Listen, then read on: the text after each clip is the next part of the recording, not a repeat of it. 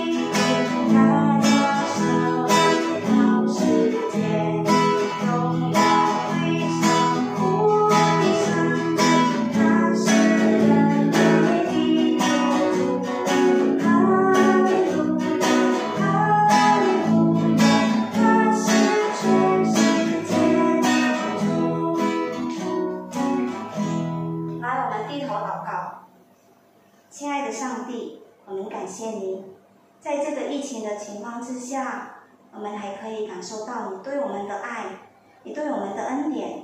求你的恩惠和慈爱与我们同在，不管世界怎么改变，让我们相信你就是我们真正的神，我们的力量，我们唯一的依靠。求你给我们力量面对这个过程，让我们不再惧怕。求你保佑我们每一个人。现在我们要开始我们的聚会，我们把今天的聚会从头到尾交托在你的手中。求你帮助我们每一个人能够专心的来敬拜你，能够专心的听你的话。奉主耶稣基督的名，我们祷告，阿们。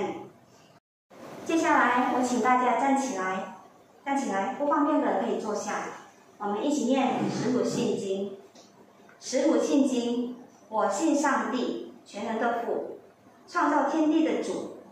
我信我主耶稣基督，上帝的独生子，因圣灵感孕，由童之女玛利亚所生，在本丢比拉多手下受难，被钉于十字架，受死，埋葬，降在阴间，第三天从死人中复活，升天，坐在全能父上帝的右边，将来必从那里降临，审判活人死人。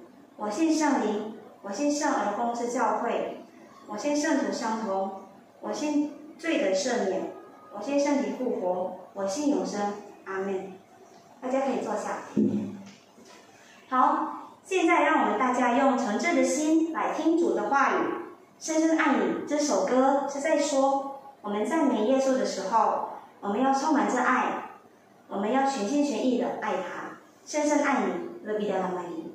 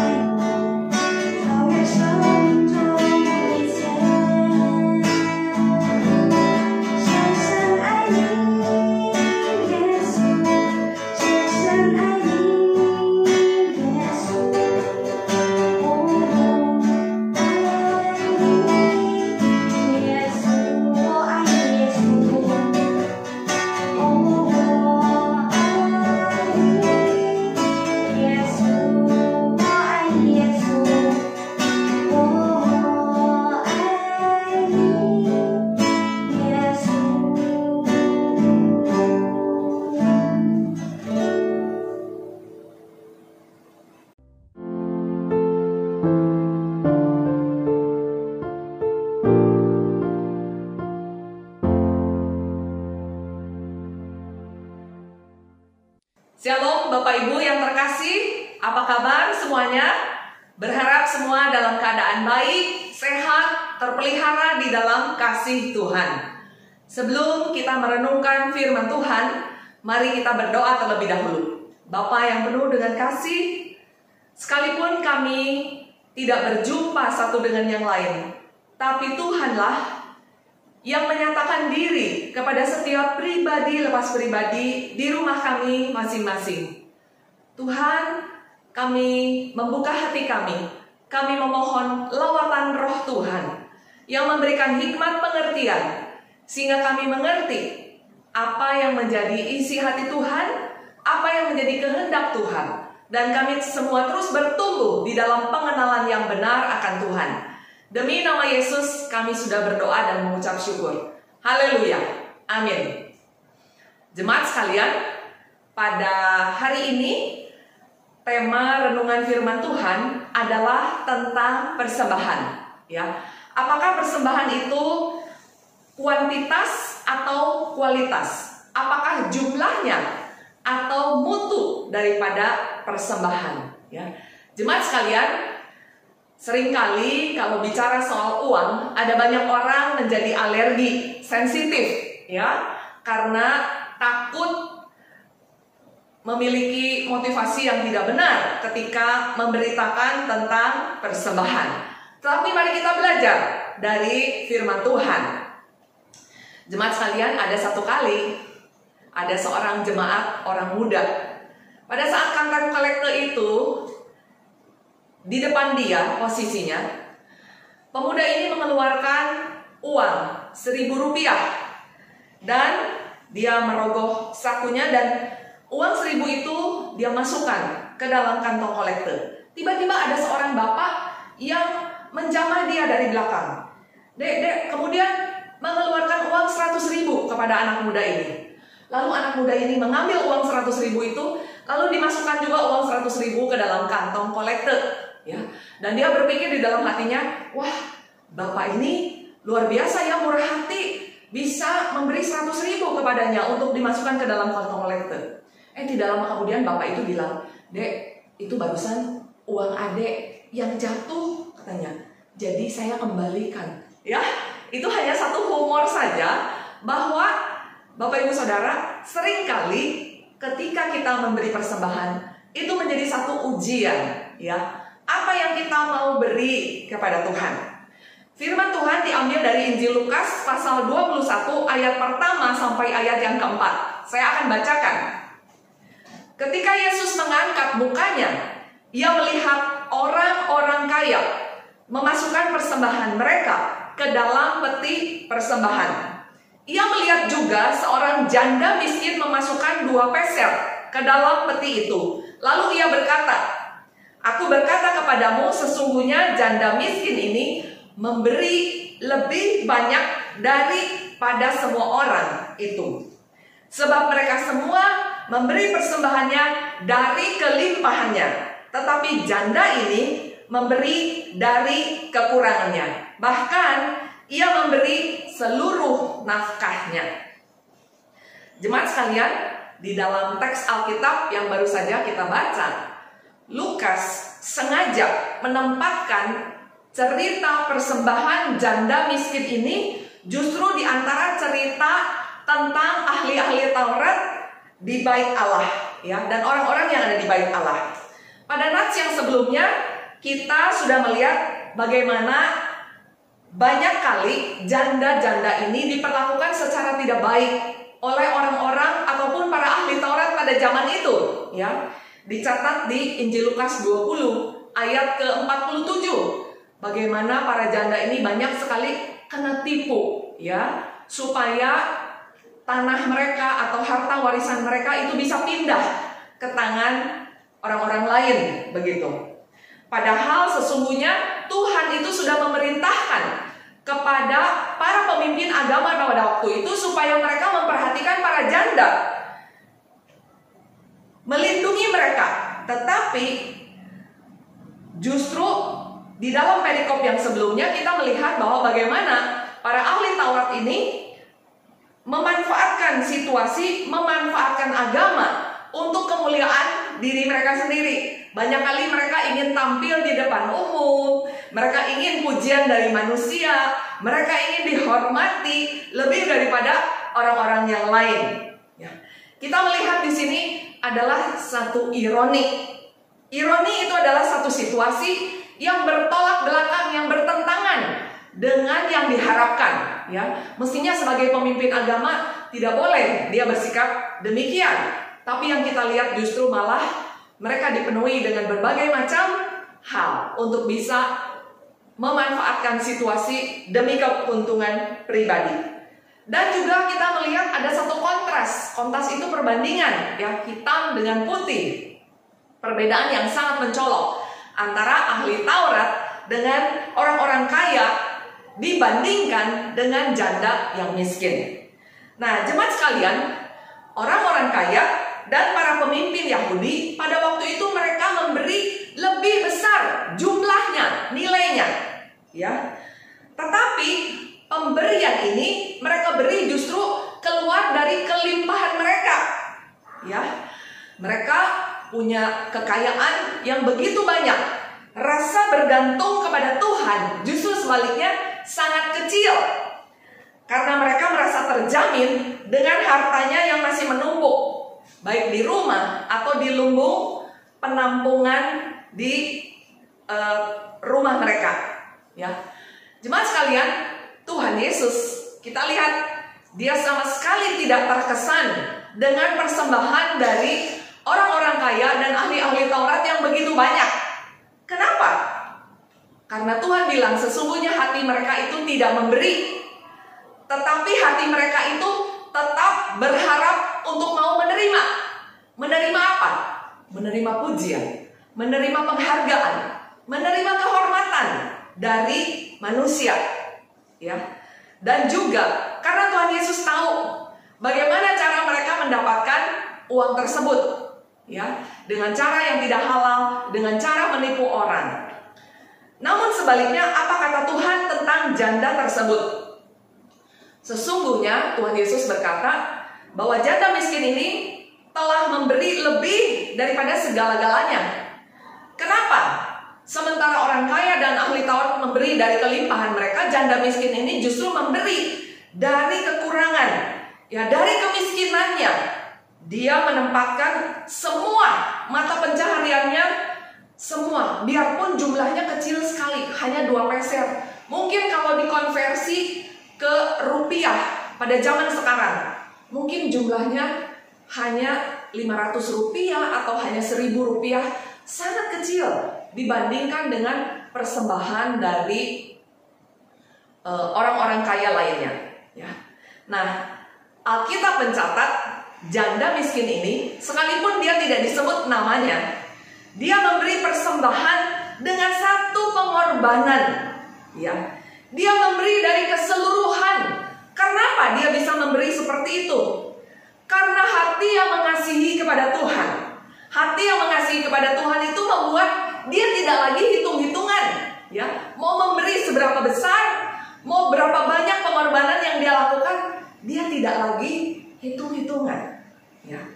Nah, jemaat sekalian, bahkan Tuhan katakan dia memberi tidak dipengaruhi dengan situasi keuangan, situasi yang sulit pada waktu itu. Dia nggak mikir, bagaimana kalau saya sudah memberi ini, saya makan berikutnya saya harus bagaimana? Bagaimana penghidupan saya selanjutnya? Dia tidak khawatir akan kekurangan. Kenapa bisa demikian? Jemaat sekalian, di dalam memberi dibutuhkan yang namanya iman. Ya, iman itu adalah kebergantungan penuh kepada Tuhan. Satu keyakinan yang kokoh bahwa ketika dia memberi, ya meskipun dia tidak tahu bagaimana hari esoknya, tapi dia percaya bahwa Tuhan pasti akan memelihara hidupnya. Tuhan pasti akan menolong dia. Sehingga jemaat sekalian, kita boleh belajar kesulitan itu tidak menjadi alasan bagi seseorang untuk tidak memberi, tetapi justru memberi di dalam kekurangan. Nyata sekali perwujudan kasih janda miskin ini kepada Tuhan begitu besar. Jemaat, dari kedua kontras, ya, kedua perbedaan, kita lihat orang yang kaya dan kita melihat janda yang miskin, masing-masing memberi persembahan kepada Tuhan. Kita belajar bahwa mutu persembahan itu tidak ditentukan oleh jumlah uang yang diberikan, tetapi justru kualitas dari persembahan itu kelihatan dari kesungguhan pada waktu memberi dan rasa syukur yang mendalam kepada Tuhan. Ya, semangat memberi kepada Tuhan, karena sesungguhnya Tuhan itu mencintai pemberi yang memberi dengan sukarela dan sukacita. Saya membaca dari Perjanjian Lama, 1 Tawarikh 29 ayat 17.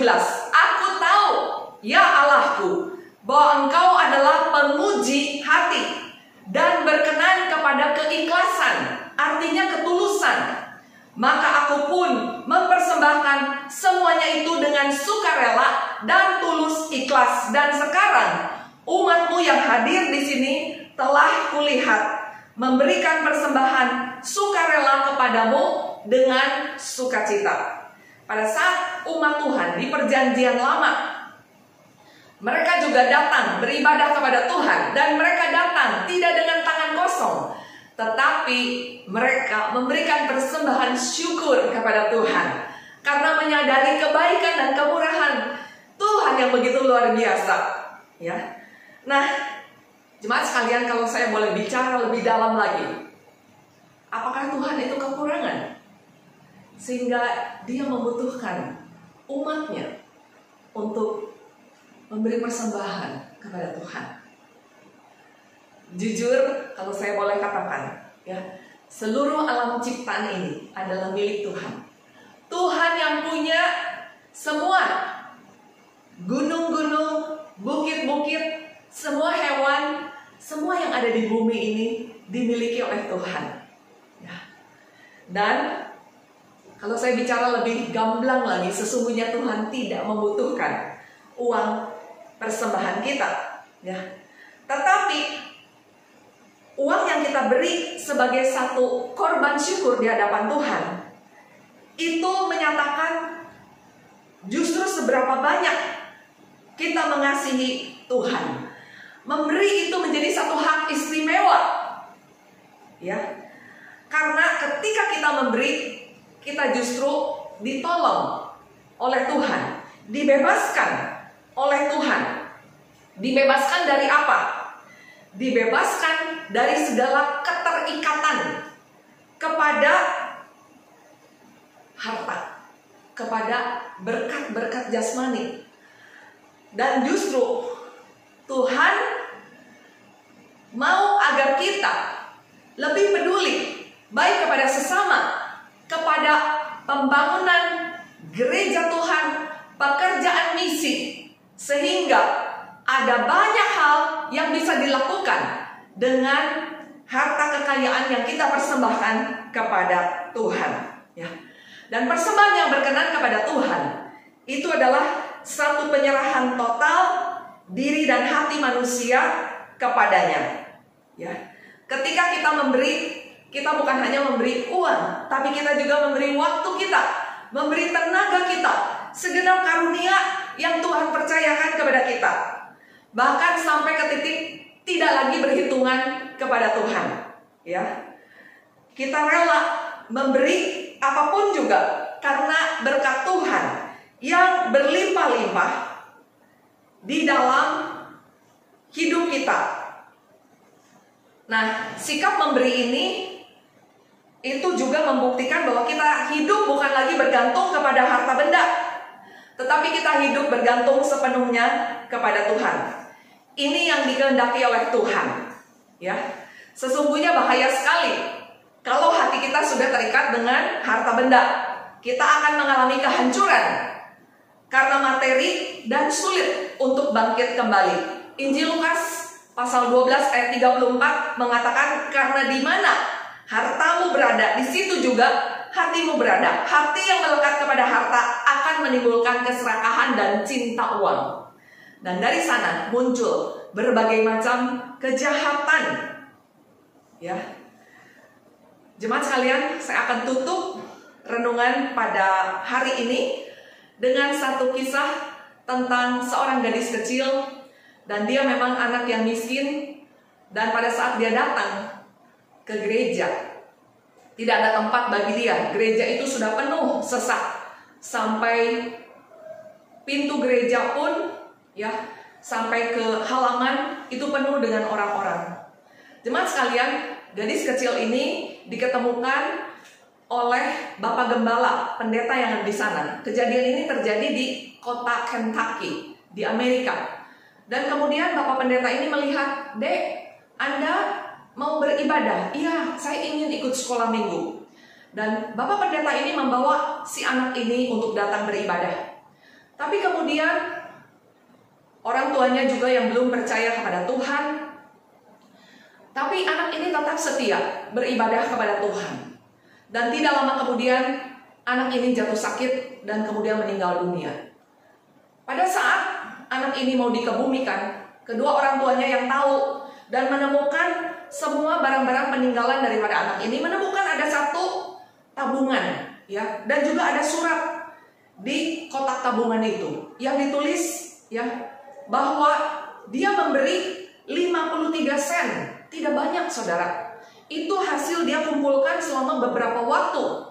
Dia katakan persembahan yang sedikit ini dia mau beri untuk gereja Tuhan, supaya gereja Tuhan bisa lebih diperluas dan bisa menampung lebih banyak anak.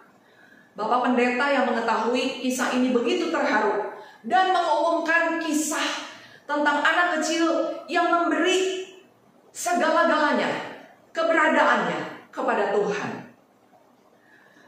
Dan kisah ini justru menjadi inspirasi banyak orang yang akhirnya digerakkan oleh Tuhan untuk memberi bagi pembangunan gereja Tuhan, sehingga gereja Tuhan bisa semakin diperluas dan semakin banyak orang yang bisa datang beribadah. Sebagai kesimpulan, jemaat sekalian, kalau kita memberi, biarlah bukan soal jumlah besar atau kecilnya.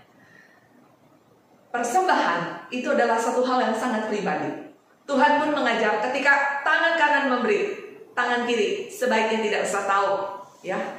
Artinya kita memberi untuk Tuhan, dan biarlah kita memberi dengan rasa syukur dan cinta kita kepada Tuhan, bukan untuk kita menerima kehormatan dan kemuliaan dari manusia, ya.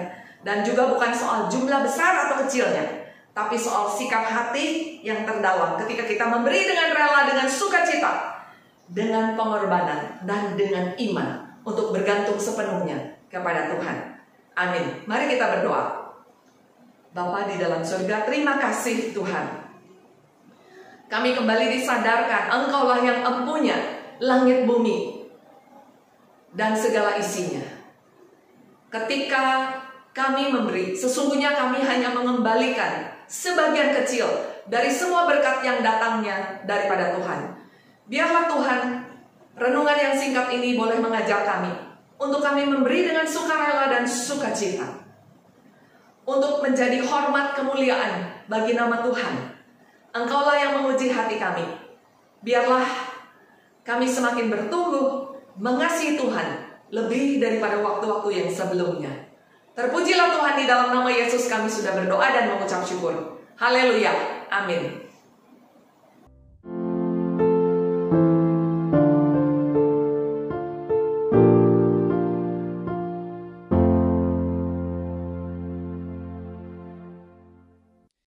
前2天我在网络上有看到一个短文说，我们之所以要奉献，不是因为上帝或教会需要我们的帮助，因为天上地下都是属于上帝的，甚至我们的一切都是神给我们的，所以我们要奉献。